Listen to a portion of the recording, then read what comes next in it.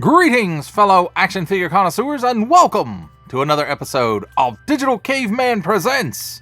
I, as always, am your host, the Digital Caveman, and today I will be presenting you with the Harvinger Studios Savage Crucible Conquest Accessory Pack. Let's get into it!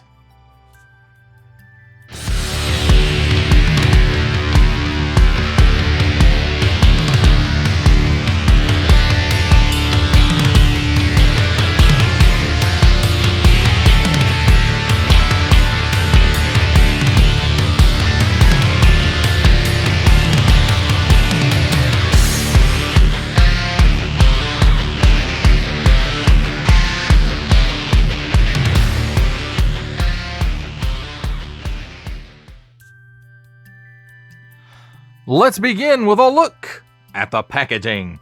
And here on the top, warning, don't stick things in your pie hole that do not belong there. Savage Crucible Conquest Pack. And a piece of tape that's all wrinkled up.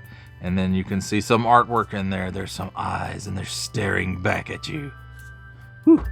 Then on the front, we've got a nice big window showcasing what is in the pack. And you can pretty much see there's two trays in there. This top tray, which you can see the best, and then there's a second tray in there that has the hands and maybe some of the weapons, and you see that black baggie in there.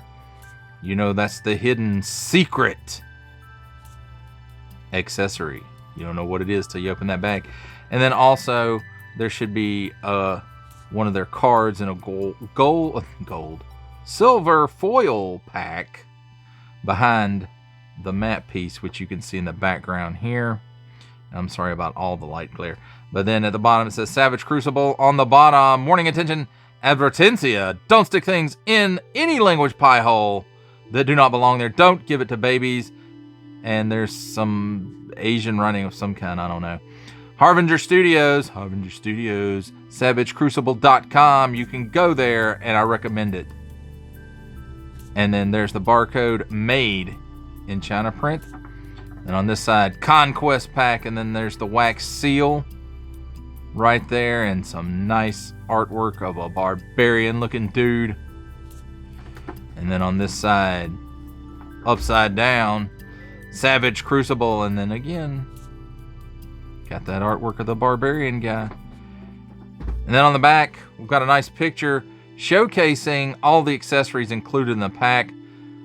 3 heads, different sets of horns, some spiky weapons, some flip-off fingers, and a horn, and a doodad right there to put a head on, shield, a club, a spear, so all kinds of goodies in here, plus a bonus. And that, my friends, does it for a look at the packaging. Let's take a look at the accessories, and let's start off with the card, which is Banner to the Last Warrior, heraldic mark. And if you want to read all of that, please pause it right here and you can read that. And if you want to finish it off, pause it right here. And now let's take a look at the front of the card. And I guess it's probably hard to tell with all the lights and everything, but this is a hologram card, or a foil card. Yeah, I guess foil more than hologram, but so that's cool. But now we know they have hologram cards or foil cards in with the Savage Crucibles. So here we have the nice secret weapon and the nice little black baggie because they're packaged at random, like the cards.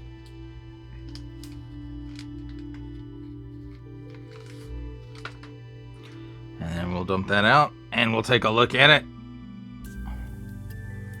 And again, like all these bonus weapons, the blades are a nice translucent plastic. And I'm assuming the whole thing is a translucent plastic, but then you can see it's darker down here. Even though you can still see through it, it's darker down here, and then it kind of fades to a lighter shade there toward the point of the sword, and then, you know, just all painted up here on the handle. So very nice piece. I like those pieces, they're cool. And there's lore associated with them on the Savage Crucible website. Next up, let's take a look at this mean looking club, and I definitely would not want to get hit with this baseball bat. I mean, it's nasty looking, and just the paint, and I don't know exactly how they decoed this, but I'm assuming it's just a lot of paint on there, and then maybe a wash as well. Looks like a wash down here in the handle for sure. And then there is the bottom of the handle. Again, this looks like that. So very nasty looking. Next up, we have this kind of spear weapon, and it's very rough hewn metal, and it's got a nice finish on it as well. And then we've got a little bit of spikes here. We've got some handles tied on here, and it's got a nice wash in it, and you can see the nice wood grain details in the shaft, and then this pointy end, which looks rough hewn like the other one, and then the same spiky details there. So very nice looking. Again, something I wouldn't want to face off against. So next up, we're bringing out the handy dandy tweezers for this one. So here's like a handheld weapon for punching and bludgeoning and that kind of stuff, and it has a nice gold or bronze color to it. 3 big old spikes on it, and it does have some nice deco on it, and like a pearlescent finish to it maybe. And it looks like it's probably molded in this color. Maybe. But there's textural details down in that metal. Next we have this piece, which again you hold in your hand, and that's not nice either. To be on the receiving end of it. Not on the giving end of it, that might be a totally different story. But the blades have that like pearlescent kind of finish to them that a lot of this Savage Crucible stuff has, and it's very nice looking. You can tell these things have been used a bit, all the nicks and scratches on it, and a nice textural detail there on the blades, and then you got this gold or bronze piece that the blades are connected to, and then this handle. So I would guess that it's all molded in this color, and then everything else is a paint app, because it doesn't even look like there's a wash or anything on this handle piece, which is fine because they'll be holding it in their hand. You wouldn't see it anyway most of the time. Next up we have the shield, which is very splattered. So this thing has seen some combat. It does, you know, Viking is what it says to me. It says Viking. And it's definitely got a lot of splatter on it. It's got some dry brush or wash on it to help all those wood details kind of stand out. And then, you know, the paint for the metal banding. And it has a bit of that pearlescent finish to it too. And then on the other side, no splatter on this side, but plenty of weathering and whatnot. So very nice looking piece. This is a very used shield, and the handle does come out of the shield. So that means you can rotate it whichever way you want for posing, but it also comes with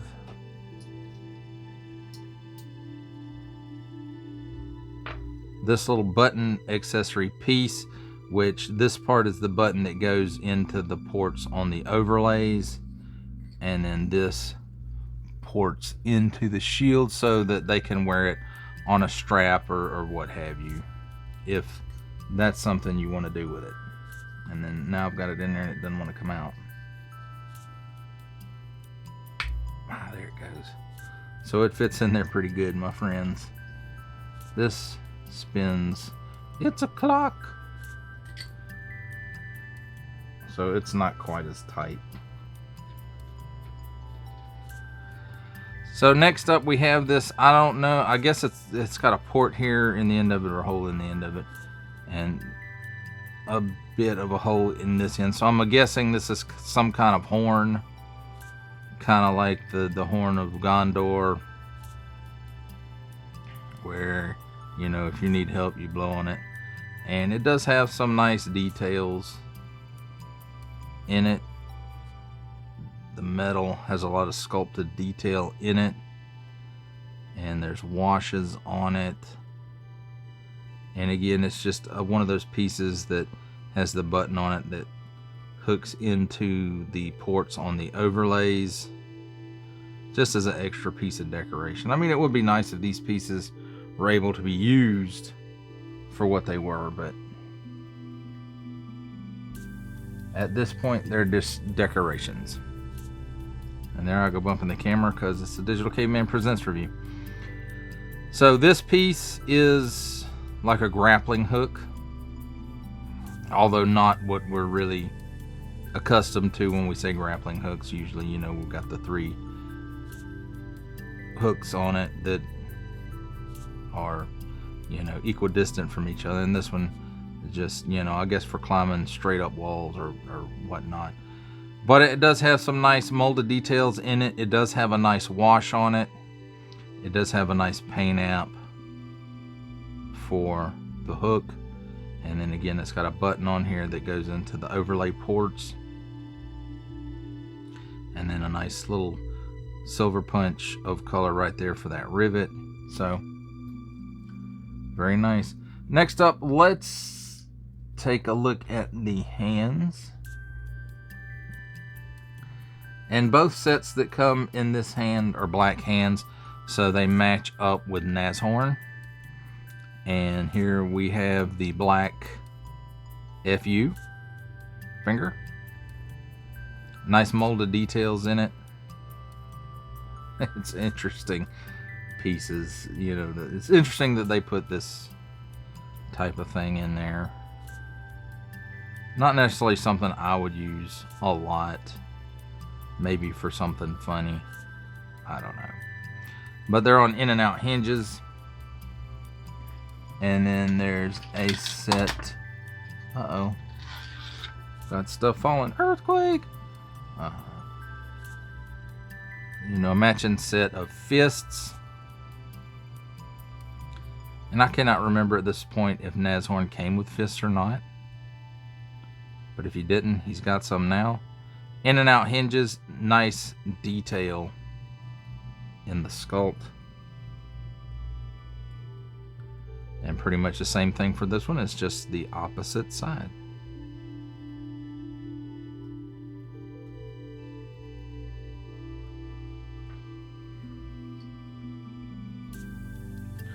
So next up we have this helmet, and I say helmet, it's a head. But it's a helmet head, I guess. So it's very cool looking. It's Nashorn's helmet, but in different colors with a different set of horns on it. And these horns, you know, they move, so you can pose them in different poses, or, you know, heat this up and you can replace them with, you know, the others that come in the set here. But I have to say, it's very intimidating looking, and it does have nice molded details in it, nice texture. and nice paint.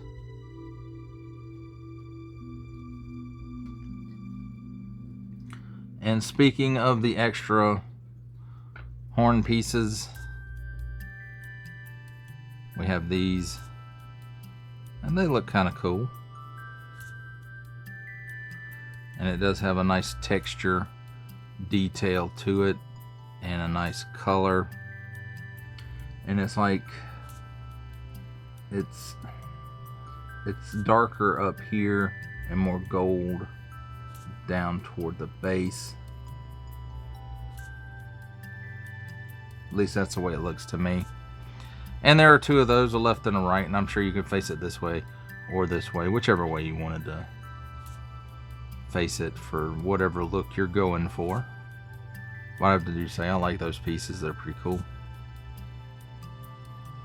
Next up, we have this helmet head. And I like the horns on that one too. Very evil looking. I mean, this whole thing is very evil looking. And just look at the mask that's on the helmet. And it's... wow. Lots of nice texture details in there. The paint, and I think there's a little bit of wash on it too. Or maybe some dry brush to help the details stand out. It might just be paintwork. And then it's kind of got that pearlescent finish to it like the other parts. Not so much on the rest of the helmet, but I will say, you know, nice texture, nice molded details. Look at those rivets and that texture. And those horns just look, I don't know. Did he kill a dragon to get them? I don't know, but they look cool. Now, here's the last head in the pack, and it's a Jaeger head, and I have to say it does look pretty cool. Lots of textural hairy details in there in the braids. Look at those eyes, the teeth. It's got a nice wash on it. Just, this might make me change my mind about not having gotten Jaeger. If the other head on it is this cool. So there's that. Now let's take a look at the final piece. And it's, you know, a handle with a neck on it. And you can see where the neck has been removed from the rest of the body. A little bit of spine sticking out there. And just all kinds of paint details in there. And now you can see it looks like a neck. Here's a ball on the top. And you can put whatever head, you know, on this that you want. That I guess kind of matches up with this skin tone. So I guess Jaeger would kind of match that. So you could put that on there and he could swing it around at somebody. Well, there you have it, my friends. That's a look at all the accessories. For final ramblings on the Harvinger Studios Savage Crucible Conquest Pack accessory pack, I have to say the weapons in this pack are mean. They're dirty. They're nasty. Definitely not weapons that you would want used on you. So if you're trying to build a character that has those attributes within Savage Crucible, then these weapons will be perfect. They're mean weapons. I like the three heads that come in this pack. I think they're pretty cool. The spear weapon, it's nice. Well, I say it's nice. It's nice if you're using it, I guess. I don't know. But it's nice for within the line. The same goes for the spiked club. The shield is just been through a lot. It hasn't been cleaned up very well. And I'm sure the character that would use that would, you know, find that nice. It's got the bird fingers, which I find, it's just, to me, it's funny. I can see maybe in some photography using them. The fists, again, these hands are pretty much Nashorn at this point until they give us some base bodies for the human figures in the line, which I would really love to see, so that these accessories could get some use other than occasional photography. The neck on the handle is really gruesome, and I think that's pretty neat. I would also like to see that in a couple of different shades. Like, could we get one in Caucasian? Could we get one in Cat Dude? Could we get some for Lizard Dudes? So, you know, there are opportunities for reuse with that. The horn is cool. The grappling hook is cool. The knuckle dusters, if you want to call them that, I'm going to call them that just for lack of not knowing what else to call them, are great. This pack overall is really cool. It's the second pack that I've picked up from this line, and I can really say I'm not disappointed in either of these packs. And it makes me wish that when the other packs for the Lizard guys were at retail, I picked those up too. And I think one might still be available on the Savage Crucible website. I'll have to check that out. And, you know, see if I like those just as well. But the Jaeger head in this pack makes me think I probably should pick Jaeger up as well and complete Wave 2, which I didn't with Wave 1. I was kind of sitting on the fence with it, just picking one up here and there. But the more I get into this line, the more I want to get into this line. It's kind of like Mythic Legions. Once, you know, a can of Pringles. Once you pop, you can't stop.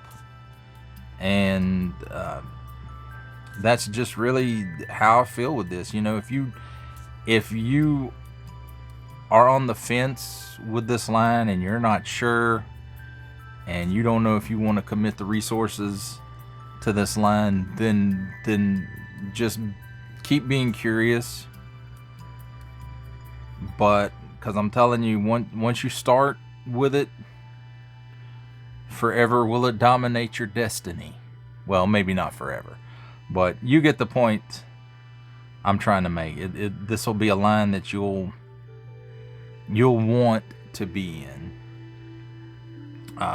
The fish guys should be coming out soon, so I'm kind of curious about those two. So I'm gonna pick up one. But you know how that's probably gonna go. So, but as far as this pack, I think it's a good pack. The weapons, you know, you can use those throughout the line. The heads and, you know, the hands, they're pretty human centric, so you can only use them with humans. And in this case, the hands pretty much can only be used with Nashorn. Unless Jaeger is wearing some black gloves. I don't know. I haven't looked at it that close. So, but as far as